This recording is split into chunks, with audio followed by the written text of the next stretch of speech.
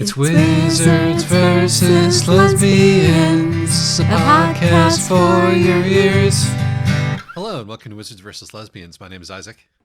I'm Alexis. And today we're discussing The Secret Market of the Dead by Giovanni De Feo. Would you like to do the plot or shall I? I'll try. Go for it. So, in a country that is absolutely, definitely Italy and not Romania. God damn it, I was going to make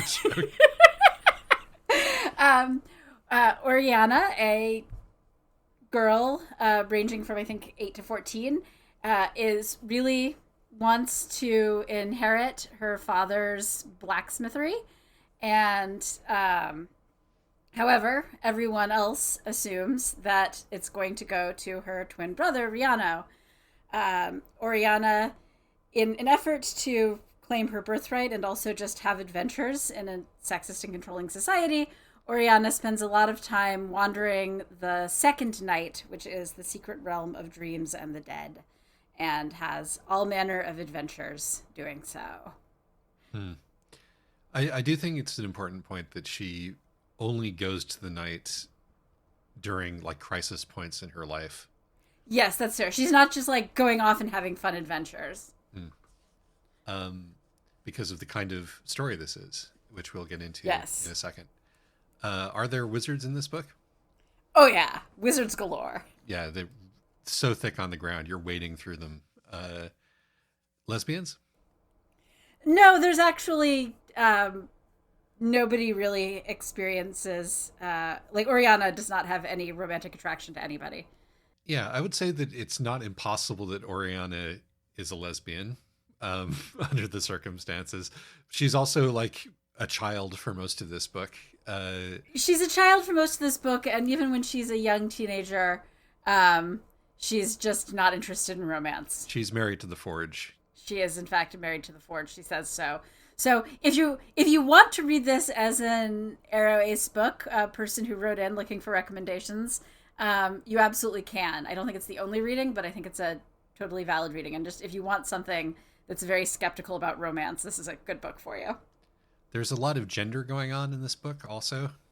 Oh, yeah. Yeah, in fact, and which is another way in which I think you can this is definitely a queer book. Sure. We hit a lot of Wizards versus Lesbians tropes in this. This may be one of our Wizards versus Lesbians books without the lesbian, or at least without the explicit textual lesbian. Oriana is playing the role of the lesbian in this book. Yes. Why should you read it? I found it to be really quite good. I enjoyed the writing and I enjoyed the plot. And we can say most of this for the spoiler zone, but I thought that it 90% stuck the landing. And you know, even though there were some things about the ending that slightly disappointed me, it made all the right narrative choices. Yeah, I would say that's correct. It's I would say that if this book had cheated its ending, given what kind of story it is, I would have been extremely disappointed. And so I'm glad that it didn't. Or at least, you know, we can discuss that further as we go on. This one is for the fairy tale fans. I'm not as much of a fairy tale fan as some. So this didn't hit me over the head in a way that it might for folks who are more that way inclined. But like, if you are interested in Jungian stuff, old fairy tale cataloging stuff, these kinds of tropes, if you want a Gaiman-esque kind of experience that's much better than what Gaiman writes and does not have the associated ick, then I heartily recommend this one to you. And it's much better about women and gender. Yes. And so I'll note, I'm not a fairy tale fan, but I like this one because it's willing to keep... Most fairy tale retellings, I think, just aren't weird enough. Mm-hmm. And this is willing to keep, the weirdness and the parts that don't really make sense about fairy tales and dreams. Yeah, I'm not saying that this is a fairy tale retelling. I'm saying this is one for the people who like to write their own fairy tales. Yeah. Or read people writing their own fairy tales, which is distinct, I think. Yeah, but I think there's a thing where when people try to write their own fairy tales, often they're too sanitized and clean. Yes. Like, and not even just clean as in nothing bad happens. They're too narratively clean. Yeah. And this one has all these messy bits that don't make sense because it's about dreams and folklore, which are things that are messy and don't make sense. Fairy tales over time get boiled down into just so stories or, life lessons. And uh, you can try to glean some of those from this one, but you're going to have, it's going to take some effort. I'll put it that way. This one's symbol language is sufficiently complex. And that is one of the reasons why it's good. Yeah. So why shouldn't you read it? It's a little depressing. Yeah.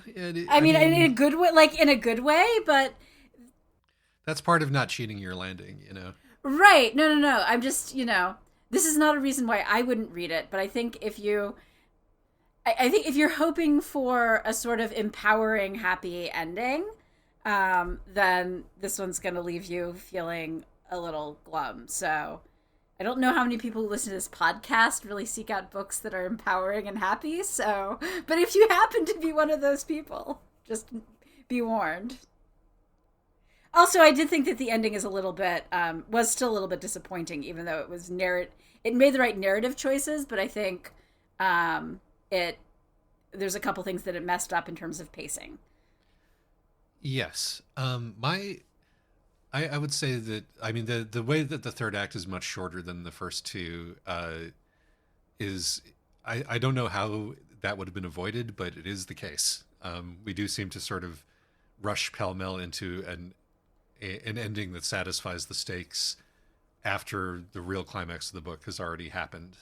It's that kind of deal. Mm-hmm. I would say that this is one of those books that you should read twice, and I didn't. I think that because podcasts, and I think that it is easy to sort of bounce off this and not retain things because of how dreamlike it is, and I think that this is one of the ones that rewards more digging, based on just having gone back to it and skimmed a few sections and being like, this is something that I missed, or this is something that makes sense given my understanding of what came before. And I think that if you don't put in effort with this book, you might end up walking away with like, well, I don't really understand why I cared about this. Yeah, no, that's fair. I think this one, you have to be willing to kind of dig into it a bit.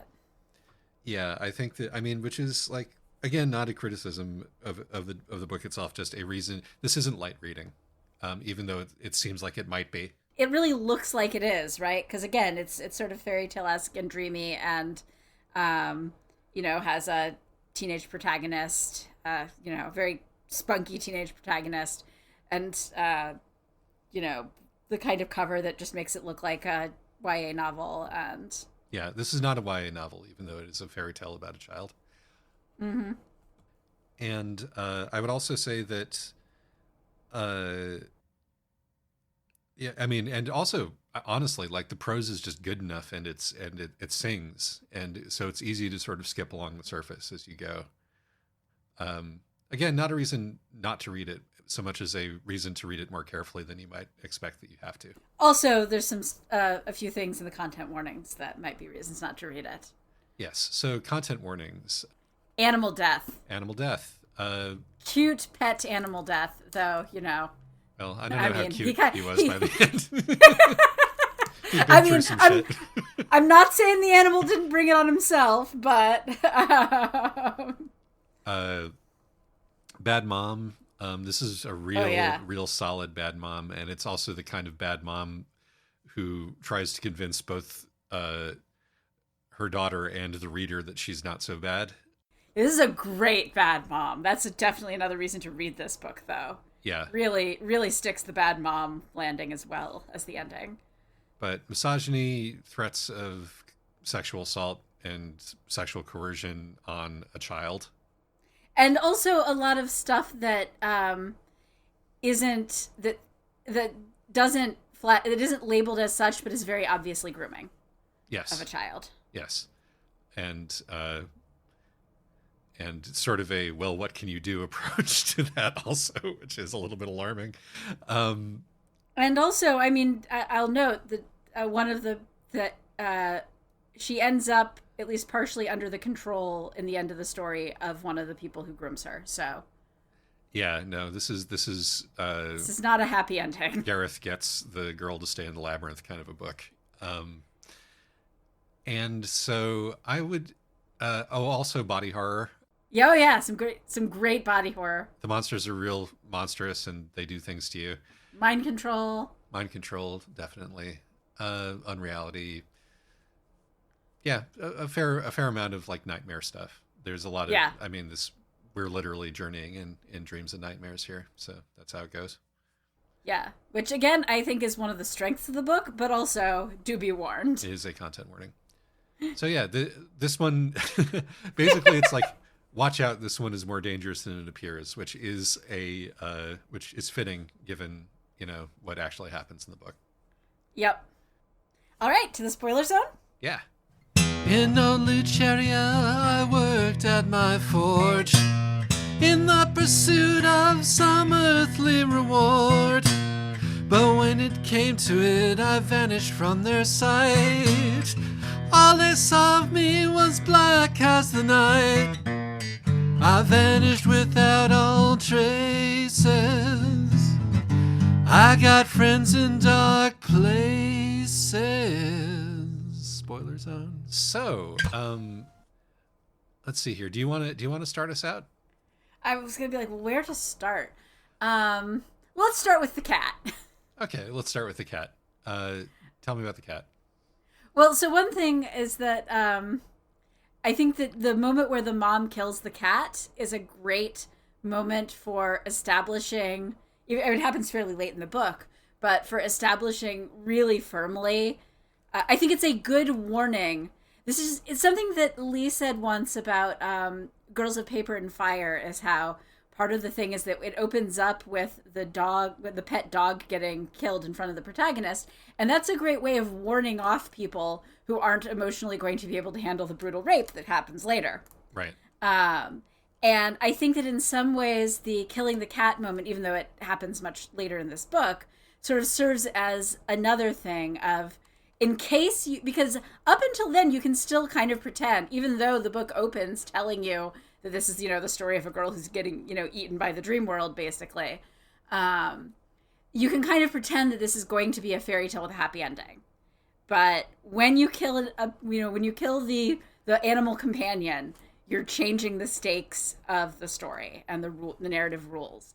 And I think that was a great way of showing, okay, there's not going to be reconciliation with the mom. The world is not going to prove to be, fundamentally kind or just. However this ends, it's not going to end well. Mm-hmm. And so I liked that, I thought that was a good choice. Even though, like, the cat totally deserves at that point. Like, I feel like the mom was entitled to kill the cat, given that the cat definitely screwed her over. But still, like, the cat did kind of ruin her life. Or the cat enabled her to ruin her own life. Yes, but... I'm the moral culpability of the cat here is not really a fruitful question to delve into. I think it is a cat fundamentally. The cat also spends a fair amount of the book like actively planning human genocide. So right, it's not so a nice kitty. No, he's not. Actually, though, and the thing is, I really enjoyed Oriana and the cat's relationship, because by the time they start working together, like, they've both done such awful things to each other. Yes. And yet, like, they've built this sort of mutual respect of, we have both helped ruin each other's lives in irrevocable ways, but we're still going to help each other out because, like, everyone else around us sucks even worse.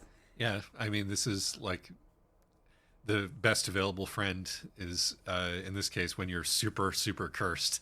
Your friends and allies are also going to be super, super cursed, and that means injuring each other. Yes. So I would like to nominate the cat, whose name I've forgotten, as an early contender for best frenemy. Growler, the Dream Marquis. Yes. I don't remember Growler, a.k.a. Marfioso. Marfioso. Oh, excellent names. Oh, no, sorry. Marficio. Even Marficio. better. Marficio. I thought this was I thought that their relationship was sort of funny and compelling and interesting, which makes which again makes the fact that then her mother drowns him in a rain barrel or whatever very shocking and good at giving you a sort of a flag for what kind of story this is. Absolutely. What I was going to say, Marfizio, is that you warned me before we recorded this podcast that I should not make any jokes about how Italian everything is, particularly not given my previous Italy identification failures. But I do need, I have to get a little bit of it off my chest. The fact that her father's named Mastro Peppo, and they're always eating their macaroni, and that I mean, the author is Italian. There's nothing wrong with actually this. Italian. The author's actually Italian. It's fine. He is actually Italian. This is his first novel written in English. Yes. Italian is his native language. Which is extremely impressive. People are, in fact, actually allowed to write books about their culture, even when their culture is not some cool, exotic, non-white culture, Isaac. I'm aware that there is something wrong with me, that I find Italian inherently funny, and that I was convinced that the species of monster that Skandar is was a guanciale for a while, until I went back and read the book again to check. I just had to get it off my chest. There will be no more of that going forward. I should have let my uncle beat you up back in college. You wouldn't believe how Italian Alexis's uncle is. Anyway, I watched the new re-release of 8.5 recently.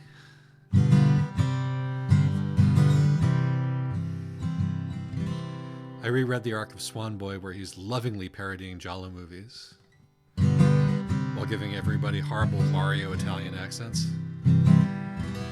I present these not as excuses, but as context. This is the cultural environment that has moved me to mock the humble Italian,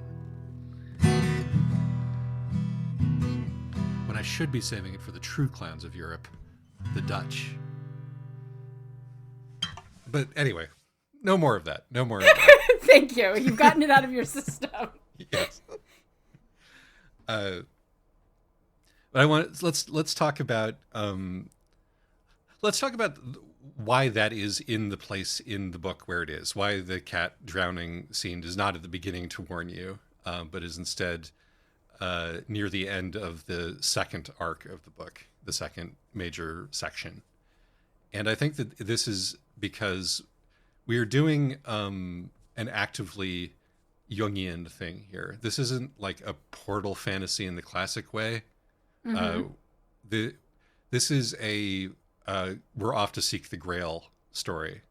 And in Jungian typology, and specifically this is Jungian typology for men, which gets at some of the gender stuff that continues to happen throughout this book.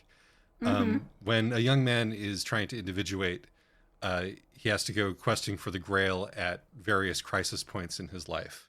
And he must then, make his way to the castle and must answer the question, who does the Grail serve? And that indicates that he must, at that point, know what his one true desire is, what his super objective is, and must be able to tell that to the Grail. And in Jungian typology, you're generally supposed to fail this quest and go back again and again at other crisis points in your life in order to finally achieve individuation and integrate yourself. And I know this book is dealing with this actively, because the first time that Oriana goes to the night market, one of the things that's being sold is a cup. And the person who's selling the cup says, name the one thing to Oriana, and she can't think of what the one thing is, and so moves on. But interestingly enough, this is a trap within the schema of the book, because this is a book about how purposes, moiras is what is the word the book uses for destinies, are curses, are that basically demolish your ability to lead a happy life or to lead a normal life. Yeah. And are generally for people who are not going to be able to lead a normal or happy life anyway. And this may be because their mother followed a cat into the dream world, and thus did something insane to them, or it may be because this is how you were made in the first place. Oriana is a special kid. She is a smart kid. She is too smart to be a woman in the environment that she grew up in, and Mm-hmm. so is not ever going to fit. And so this pushes her into the need for a Moira, a Destiny, a gas. But the thing is that if you have one of these, it punishes you in life and in death. Yes, though I will say, because it seems like there's kind of there's two different kinds of destiny, right? There's the kind that you stumble into or that you were always going to have, and then there's the kind that you sell your part of yourself, that you sell your soul to get. Mm-hmm. And it's not like either of these is going to end well for you, but one of these ends badly in a way that lets you stay yourself, or at least like keep some fundamental part of yourself, and the other ends badly in a way that leaves you completely hollow. Because I think Oriana and her mother are a good contrast here of these two different ways that you can have a destiny. Yes. And this is, again, what I was saying before about how complex the symbol language in this book is. I think that there are multiple readings for just about every like symbol in this book, and Mm-hmm. also like multiple legitimate interpretations. Mm-hmm. Uh, because it's also left unclear as to whether Oriana actually sells her soul at the market or not. Yes. Um, And it's also somewhat unclear as to whether or not Oriana was actually like inherently born with a destiny, or whether she just got chosen because by this by the Duke of whatever. or yeah, or whether her mother says that she went to the night market to sell her soul to become a stage mom, essentially, Uh um, huh. uh, because she saw that Oriana was going that way. Because she was like, "I that is a night touch child if ever I have seen one," because of how weird and gifted Oriana is. And we see at the very beginning that she's weird and gifted, that she has this preternatural memory and ability to, you know, identify saints cards, which verges on the psychic. Yeah. Uh, and or she's memorized all the facts and figures about her blorbos and maybe somewhat autistic, Right. etc., etc., etc. And it's completely normal for a Catholic to child for the saints to be her blorbos. Um, Yes. and so, but also, Oriana's mom is a liar and Yeah. is And not and to be is trusted. is a liar and is very invested in the narrative of herself as the perfect mother, Yes. which so of course she can't have sold her soul just because she wants pretty things and an easy life. Oriana is a monster. Say it together. A monstrous child Child of a of a narcissistic narcissistic parent. parent. Yeah, a real straightforward one too. There is an autism parenting uh, allegory in this book, along with all of the other allegories, which are Yep. piled on top of each other like a tiramisu. Um, that doesn't count. The Duke of Under Earth. That's what his name. That's what his title is. Yes. Uh, but let's talk a little bit about that choice that she makes or doesn't make, or is woken up before she can complete making, or The choice that Oriana makes yeah, or doesn't make. when she finds her grandmother in the night market on her second trip to the night market when she's 14. And incidentally, Oriana gets 3 trips to the night market. That mean they're some of them are built of multiple trips, but they're all, the first one is when she's 9 and first like understanding what her place in the world is going to be and what her limitations are going to be. One of them is when she is about to hit puberty, and one of them is right after she hits puberty. Yeah. 2 separate crises, which Yes. we can absolutely understand. But when she meets her grandmother in the night market, her grandmother, we have learned from her father, is one of those women who made her way in the world by allowing all of her work to be attributed to a male author or a male creator or a male scientist, Yeah. which is a compromise that women make and have made over and over and over again over the years, including well into the 20th century, as we continue to discover. Yeah, I mean, I know people whose dissertations were basically co-written by their wives, even now. Yeah. Uh, so having done this, this is the deal that cost her grandmother her soul. She gained the ability to be able to Make art. make art in the world despite being a woman, but she gave up her ability to be recognized as such. And so Yes. the deal that the chisel symbolizes is, I'm going to, if you buy the chisel from me, you give up your womanhood. Which Oriana has complicated feelings about already. Yes, but Oriana refuses that deal. Um, Instead, she does the other option, which is, well, I will give you this rose, which symbolizes my connection to my family. It's the Mm-hmm. one for my family forge. My father made it for my mother, uh, and I will therefore, you know, she doesn't, of course, think this because this is all happening in dream logic. But the counter deal that she proposes is that I will give up my family in order to do this dream, which is basically I will give up living in this misogynistic society in order to do art. I will become an exile and an outcast.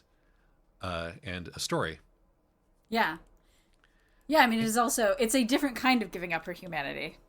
It's Yes. quite literally giving Well, up her humanity. one of them is giving up her womanhood in quotes, and one of them is giving up her humanity. Or, Yes. and I did want to talk about like how this book conceives of giving up your womanhood, or It isn't just as her a thing. womanhood. It is also like her, um, because like it is in some ways it's still kind of giving up her humanity in that it's she's she's setting herself apart from her family. Like she loses her family either way, even if Mm-hmm. even if she actually does get to stay, with the stay with the family forge. She at least thinks at this point that she's going to have to be working with what's his name, Bruno, Bruno. the terrible Bruno. Yes.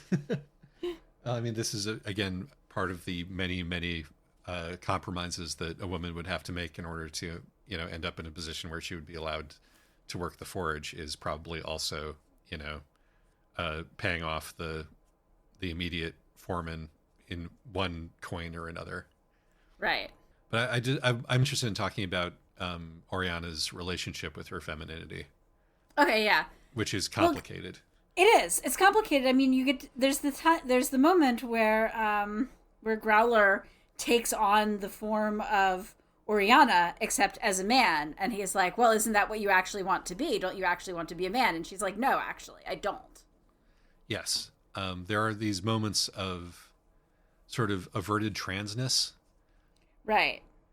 which when I was first reading the book, I was like, "Huh, is I mean, this is a book that has a lot of feminist resentment in it, and is this the kind of feminist resentment that rejects the idea of becoming a man because it's dealing this irreversible damage to oneself?" And I don't think that's what's happening here. No, I don't think so. I think it's just that, I just I think that actually in some ways it's just pointing out that you can't that transitioning doesn't actually work as a solution to being in a misogynist society if you're not actually trans. Yes, that is one thing. Like actually you can be dissatisfied with a woman, with like the role with living with what it means to be a woman in your current culture without actually wanting to be a man in your current culture. And even like with the path that she chooses, it's still, even if she's not like giving up her womanhood, like giving up her ability to identify as a woman, she's still giving up her place as a woman in society, which is also something that she feels like conflicted about and sad about at the very end, Mm-hmm. when she sees her childhood best friend. And the fact that she feels more jealous and upset about her childhood best friend, like, being interested in her brother, is the only reason that I posited her as a potential, like, lesbian in the beginning. There is some like yeah, there is something that feels a little bit lesbian-y about their relationship. She's very conscious of how pretty her childhood best friend is, and there is a certain immediacy to that friendship that gives her the flutters when her childhood best friend sides with her. But you know, Yeah, and that's there is something kind of, a little bit, oh, her childhood best friend can't decide between her and her twin brother. yeah. No, It just doesn't there's feel stuff there. 100% heterosexual. Is all I'm saying. Yeah, well, clearly what we're doing here is not 100% heterosexual. Although, to get back to my point, Oriana, when she sees her childhood best friend as a mother, part of what she feels after she's married to her brother, uh, part of what she feels about that is that could have been me. I have lost that potential avenue. That possibility is now closed to me, Yeah. which is another way of, quote unquote, giving up womanhood. Although, importantly, it's something that she never ever wanted, and that she was very Yeah. certain that she never ever wanted. But it's there. That pang is still there. Yeah, which is interesting. I do feel like, now that we're talking about the ending, for me, the thing that made the ending fall kind of flat was that scene where she's like reconnecting with her family briefly. And part of that was, I felt like she comes back and her best friend and the baby are like scared of her and shrink away. Seemed That just felt a little bit off. It felt like it was reducing. Her best friend had been an interestingly complicated character before that, and seeing her so completely flattened to, oh, well, you made the conventional choice and have absolutely no regrets or conflict about it and are, terrified of what your friend has become. It felt like it was taking away a little bit of the previous interesting dynamics of how the best friend reacts to Oriana's challenge. It's a bit of a misogynist trope. Exactly, it is. It's a bit of a classically feminist misogynist trope, also. Yes, Which it is. I'm not like other girls who, when they become wives and mothers, are so flattened by that they're no longer really human, or they're no longer the people who I thought they could potentially be. So, that is a terrible fate. And I think that's actually in the narrative because, this being the book that it is, this is a narrative that really cares about and lionizes specialness, even while it is at pains to demonstrate the awfulness that comes with it. Yeah, and I think, and given that up until then, everything, like, it hadn't fallen into any of these tropes, right? Mm-hmm. Like, it keeps walking up to and then dodging away from so many of the classic sort of feminist special girl story tropes. So that just for me felt very much like a disappointment and was part of, I think, what made the ending not quite work for me, even though overall it was, a solid ending. Yeah, I mean, I think that it's part of what the ending is doing, that everything suddenly becomes very black and white, no pun intended. Yeah. Incidentally, I was like, oh, Oriana has become, because part of the deal is that Oriana, in order to do her final quest, has to go down into the bowels of the earth and commit the mortal sin of mining coal, which, as we know from various stories, is an evil that leaves you stained forever. But it also literally leaves her stained pitch black. And I was like, okay, so if you asked somebody in Lucheria in 2012 why there are people in blackface at their annual parade, Right? they'll tell you this story. Right, exactly. I had the exact same thought. I can totally imagine the Tumblr discourse over, or this specific festival, and people dressing up as Oriana the Saint, Right. the Night Saint. The Night Saint. Of course she's black. She's the Night Saint. What's her problem? It's fine. Everyone in blackface. Yeah. Yep. And indeed, I think it was in some ways it made this feel more authentically like a real folk tale that it has this like really problematic aspect where you're like, there is no way to adapt this part of the story for a modern audience that's not going to come off as incredibly racist. Just about. Yeah, no, but yeah, that is sort of part of the that I think that, to go back to the seriousness, this story is it's part of the deal of that part of the story is that everything is flattened because her ability to connect on an empathetic level with her family has been completely severed. Yeah, except, and the brother Riano doesn't fall into this, right? He's like, "Oh, you're back. Offer's still open if you want to split the forge," which Yeah, was a great moment, like for him as a character and for their relationship, because like it makes the fact that she does still turn away and go back into the night realm, like it makes it clear that part of what's going on, like there could be a place for her, but she no longer feels like she belongs. And so why does the brother get this but not his wife? Why is does the brother still get to be a complicated, not has actually become more three-dimensional as a character, while the childhood best friend has become less so? if I were to like posit a reason for this beyond just like the misogynist tropes that I was discussing earlier, I would Mm-hmm. say it's because we've had a couple of instances already where Rihanna is the person who she wants to be. Um, I don't and think he is, though. like, well, when so I maybe not he's the person who she wants to be, but she confuses. When she is asked to imagine a hero, she imagines a male version of herself who she confuses with Rihanna. Yes. Uh, and like, I think that when she imagines family, right, in this, and when she's like making a picture of what she lost to go this path in her head, she's not picturing herself as the wife. She's picturing herself as the husband. Yeah. She's and again lesbian. She's picturing herself as being in Rihanna's position, and I think that part of that part of why he is like reasonable and empathetic there is because she wants to imagine herself as a good and reasonable husband and father, while being a woman. Mm. And Yeah, sort of, except that the thing is, I feel like a part of what drives her relationship with Rihanna is that he keeps making bad choices. Like, I think that it's more that she's like, if I had what you have, I could do so much better.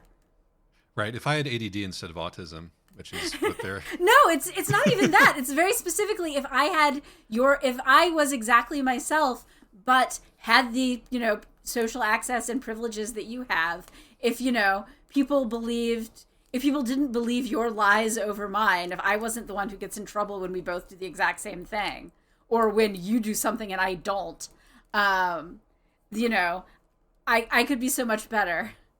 yes, I'm sorry, I was joking, but yes, no, I think that is the heart of it.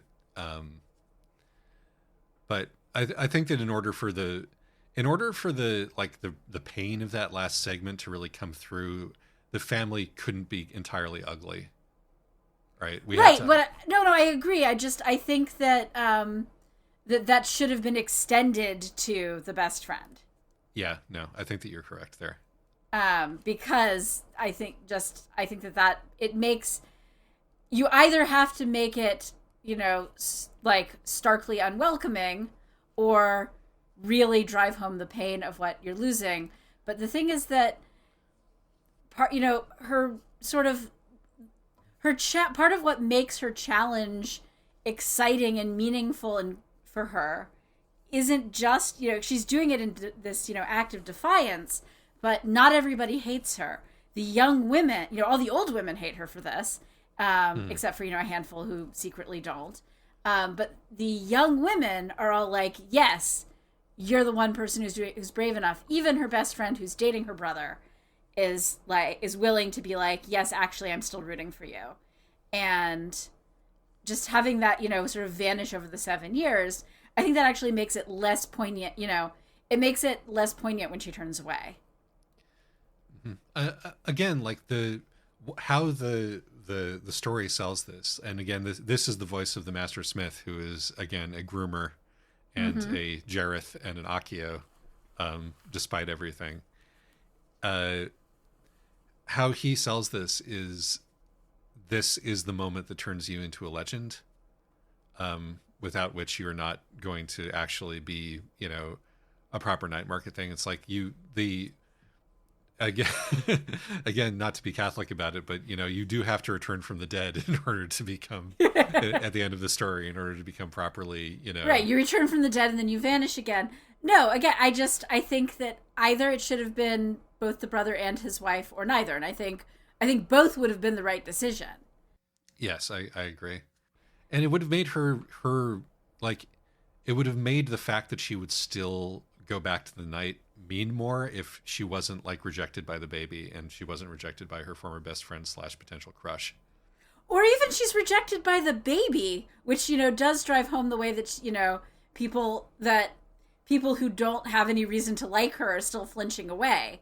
Like, Yeah. she's forever othered, and she chooses, rather than to be forever othered, just to go to the place where everyone is weird, and nobody is part of society.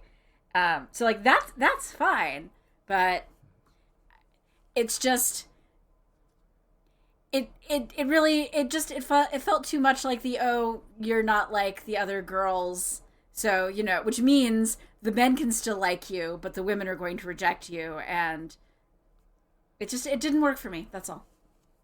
Cool. I think that I think that's completely reasonable, and I've mostly been giving alternate readings on it because there's a lot of fun, chunky stuff to explore in here. And Oh yeah, absolutely. we're hitting them one by one. Well, what about revolution? Well, we're getting to it. So let's talk about her as a revolutionary girl, because she is Yeah. also a revolutionist in addition to everything else, which is why this is so Wizles, or one of the reasons why this is so Wizles. We are in one of those situations where it should be obvious to the audience from the start that she's never going to get what she wants. Yeah. If you know anything about the about the milieu and about what the book is telling you about the culture. Also, it opens by telling you that this girl has been eaten by stories and become a saint of the night. Yes, just to be clear. But she doesn't know that it's not possible for her, which is one element of her curse and her tragedy, is that she is too, saint touched, holy, autistic, smart, weird to accept that egotistical, self-driven to accept that she will not be, that this is not going to happen to her. And so there are only a few possible outcomes for this in a story like this. And in a lot of the stories that we've done, the outcome would be there's some sort of hand waving and she does get it after all. Yeah. Thus breaking the rules of the world, which this one doesn't do. And this one is at pains at every step of the way to make it clear that this desire for a better and more just world, like full stop, is bringing her nothing but torment, pain, and difficulty. And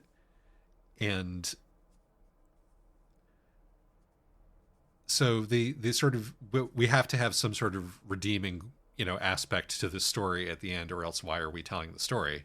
Right. And this book is extremely dedicated to the idea that stories are important, as most like fairy tale adjacent authors are.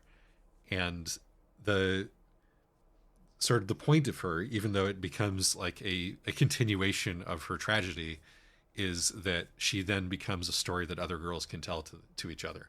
Right. Which is why coming back and leaving the magical ring made of water, proof that, oh no, she actually did pull it off, is so important to the story. Yes. The idea is that this is one seed planted that will flower over generations, that the idea behind it, and if the story is allowed to take root and be repeated and doesn't die out, will gradually lead to more and more women who use the story as a guidepost to pursue their own dreams in defiance of the culture around them. And this will eventually lead to, if not a moment of critical mass, then a slow rolling revolution, that the revolution is already taking place. Like, Anthe putting her glasses down and being like, "You don't understand what's already happened here, do you?" etc. Yeah. But on the other hand, she ends up being the apprentice of the Duke of the Night, and she ends up doing exactly what he wanted her to do during the whole story, which I think is a really interesting contradiction. Yeah. And particularly, like, the sort of the driving home. Oh, even the people you thought you were your friend, you thought were secretly on your side, were actually just guiding you into this, eternal servitude. Yeah, I'm genuinely not sure how to unpack that. It's like there are feminine powers in the night also, which, but Oriana doesn't ally herself with them. She's sort of there's unable to be like there's like a détente that exists between her and Serapida, but she never speaks to Serapida, who is another like interesting gender idea, a sickly girl dreaming that she is a powerful like Amazon warrior, or vice versa. If she's a very sort of Zhuangzi kind of a figure. Well, it's written here that I should do a Zhuangzi jingle, or Zhuangzi jingla is how I've written it. Thanks, past Isaac. Can you truly be said to be me?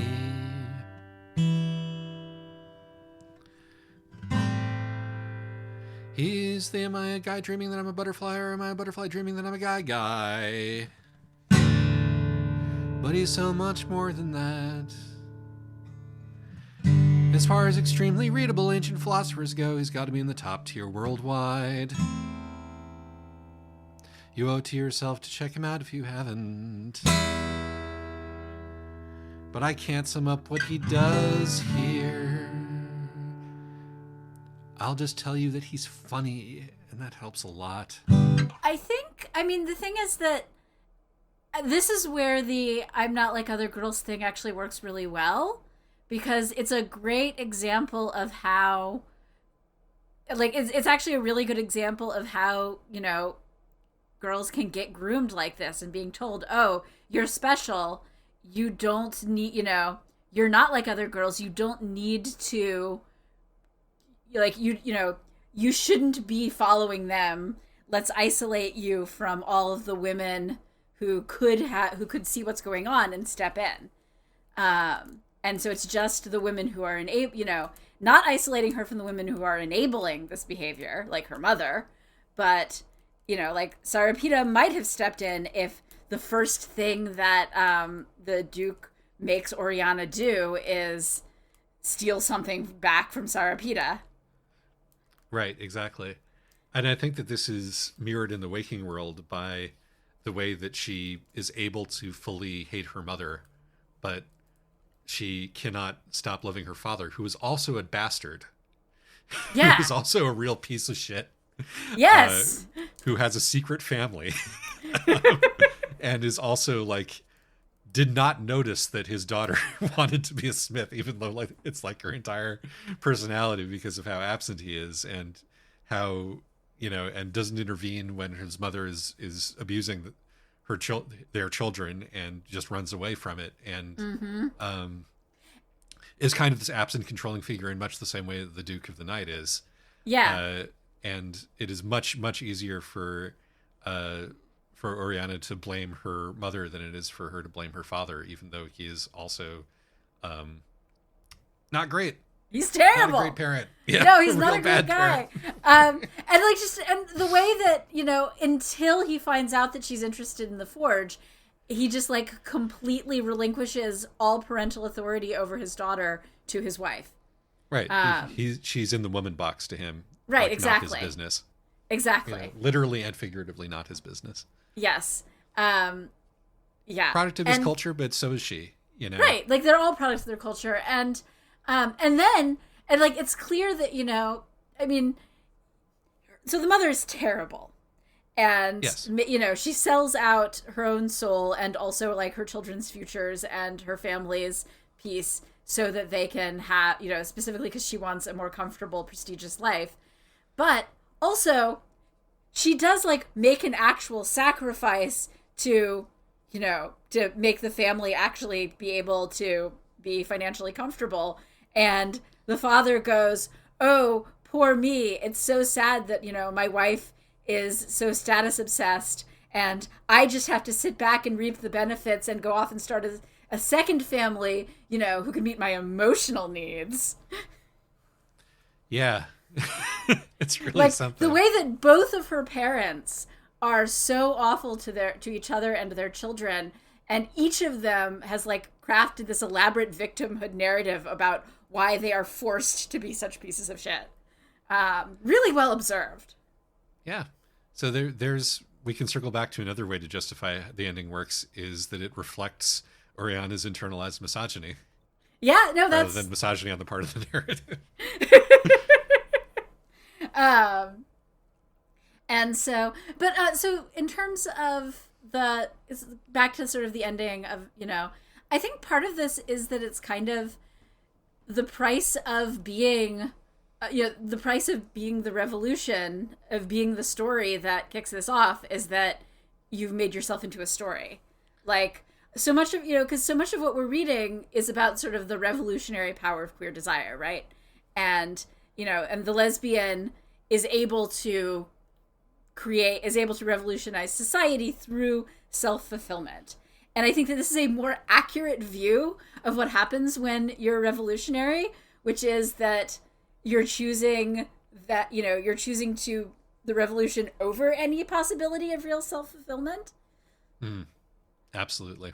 Like we like to think that self-fulfillment is revolutionary praxis, but often they are contradictory, not because of anything inherent to society, but only because you just have so much, there's just only so much time and energy you have with your life. And if you're going to turn yourself into a public figure and a symbol, then there's often very little left over for yourself. Yep. And also the preponderance of Duke of the Night figures that you get in revolutionary movements. Right, also that. Corresponding to that. Hey, Isaac, can you please provide an executive summary? Yeah, this is a really good story. Yeah. There's so much going on in it. I was just gonna say, like, speaking of just, because we've talked about, because I feel like we actually have, we've talked about the dad, we've talked about the brother, we briefly talked about Bruno, which is about all he deserves. We've talked about Marficio. Let's talk about the token good man. No, I wasn't even gonna get to the token good man. Let's talk about Skandar, who we think is the token good man, but is actually another groomer. And then let's talk about our token good man. Okay, we'll talk about Skandar, and then we'll talk about our token good man. I really like the moment. You're like, Skandar, he does such a good job of being like, I'm on your side, while at the same time, like modifying her body, like putting parts of himself into her body. And being like, no, I'm secretly on your side, even as I'm just forced to hand you over to, my master. And then at the very end, she's like, oh, wow, you totally, at no point were you actually my friend. And he's like, yup, pretty much. I enjoyed that by the time this reveal happens, she's been so thoroughly betrayed on every level that she no longer has emotional energy to spend on Skandar, who she thought was her only friend for so long. And that, having him be her only friend is part of what successfully allowed her to be isolated. There is something like almost disorientingly modern about the fact that he puts her under surveillance.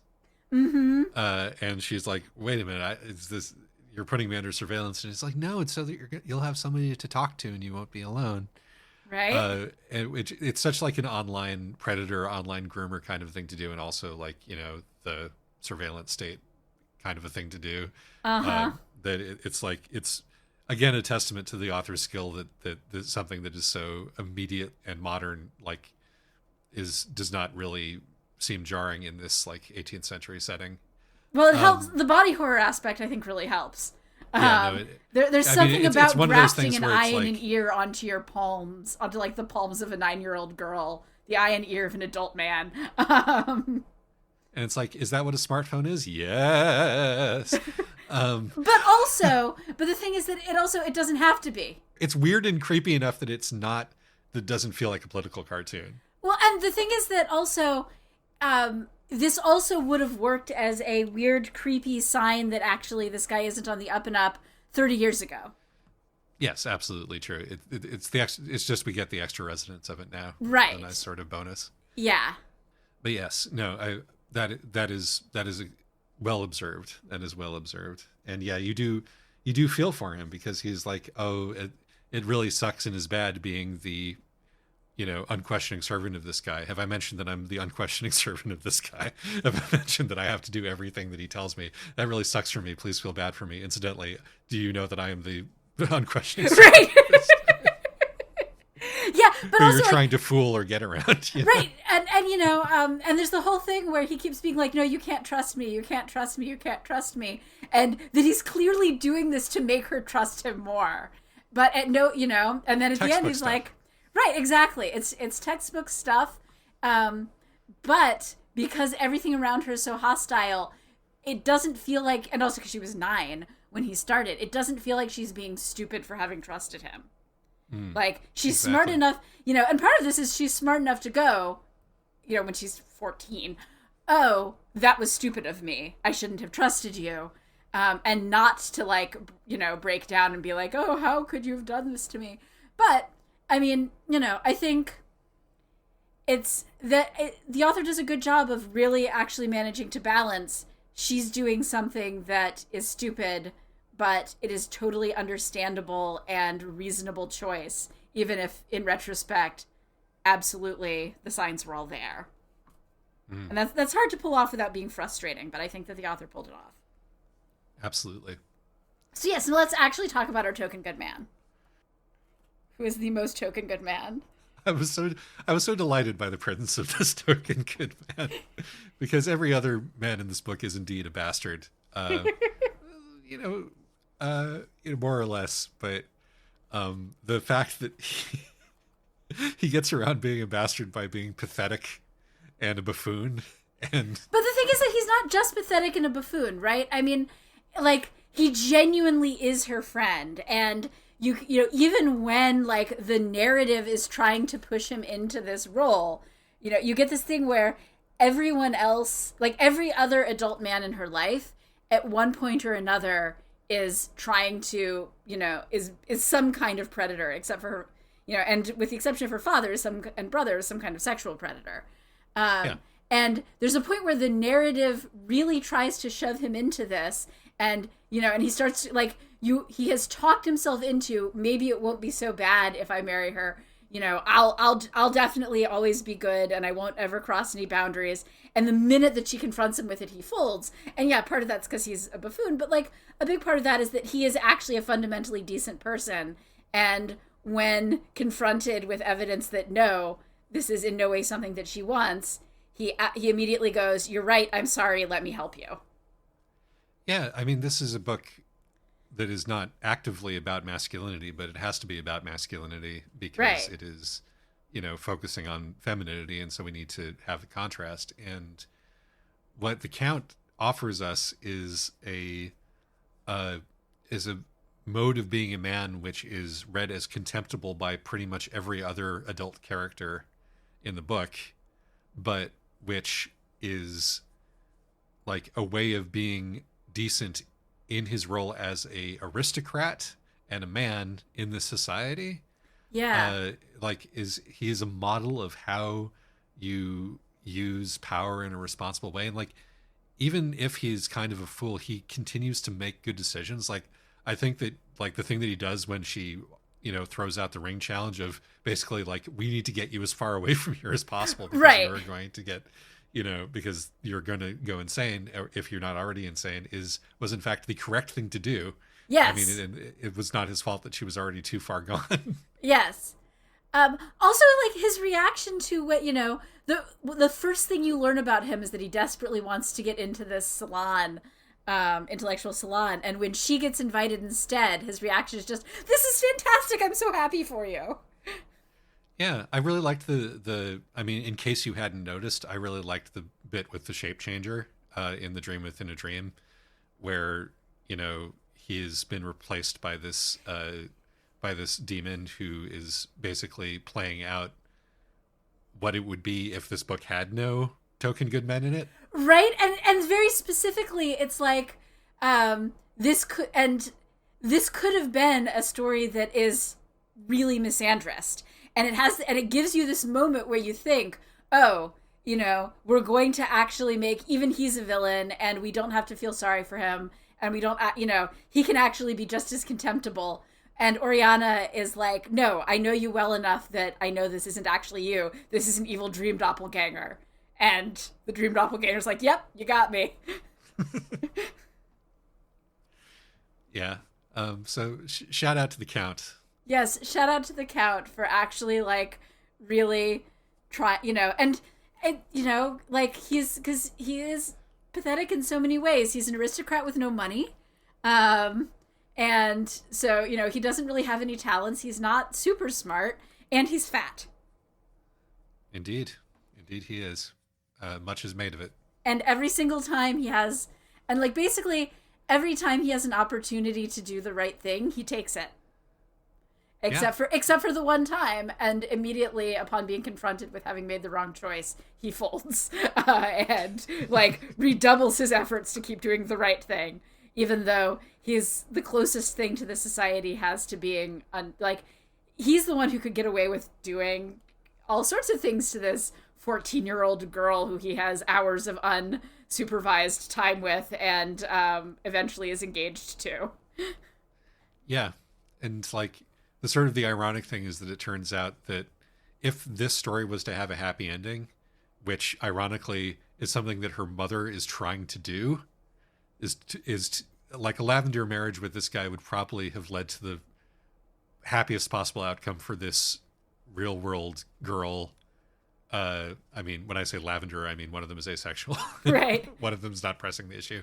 Yes. But it's probably the best possible outcome for this girl in this time in this world without the intervening of the spirits. And right, because I mean the thing is that he really supports all of her intellectual and artistic ambitions. Yes, she could probably have done quite a bit with her parents' inherited money or whatever portion of it that she was entitled to, and his leeway as a husband and guardian. But if you accept that, you don't get the revolution. Right, exactly. That's not quite her grandmother's choice, but it's close enough. And in the end, she just wasn't, that was never going to be, she had no good choices. I mean, the thing, because that wouldn't have, eventually I think that marriage would have turned unhappy. Oh yeah, 100%. And, so there was. And her mother knows this too. It's yeah. I've driven you mad. You'll be perfect for each other. Right. An additional moral of this story may be that even if you genuinely know what's best for your kid, attempting to gaslight and manipulate them into what's best for them will probably fail and sour the fruit if you succeed. We have to make our own mistakes and be mad about our own mistakes and suffer from our own mistakes in perpetuity. That's just the way it is. I think this is partly just a story of what happens when there's no good choices. And, you can... It shows all the ways in which the sensible choices also wouldn't have worked, because they would have... Everything was going to kill her soul in one way or another. And the particular way that this story ends is super tragic for her.